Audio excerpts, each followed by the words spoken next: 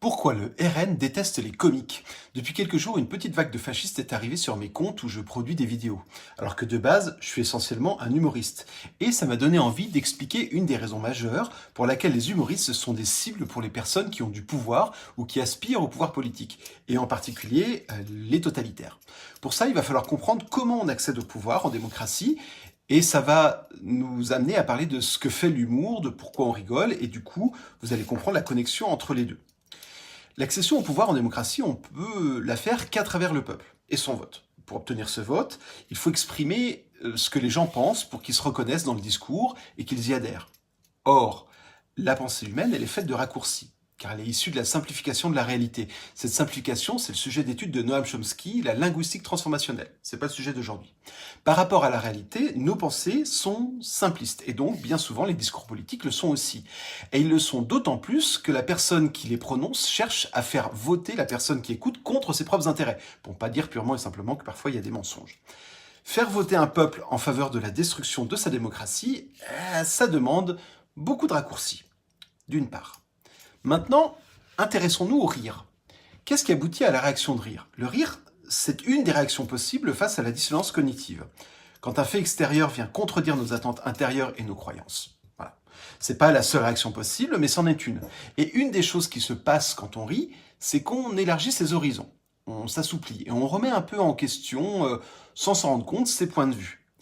J'ai pratiqué la psychothérapie pendant une quinzaine d'années et l'humour est un des outils les plus puissants dans ce domaine parce qu'il vient fragiliser les croyances des gens.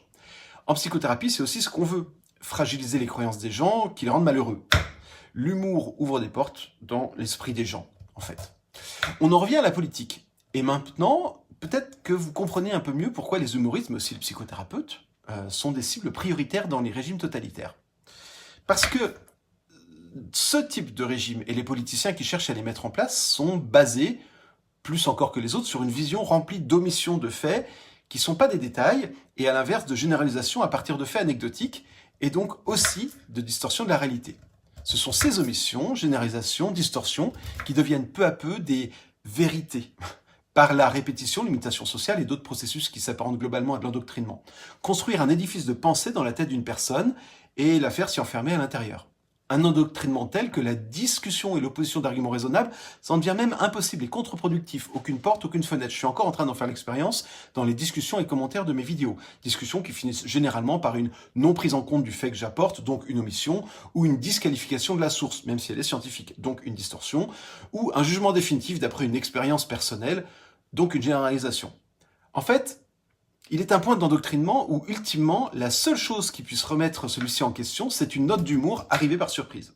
Une note qui va venir fragiliser, grâce à l'absurde, l'ironie ou encore l'anecdote, la solidité du mur que la personne a établi entre un monde complexe et sa vision simpliste de ce monde. Parce que l'humour est bien plus puissant qu'il n'y paraît pour changer les gens.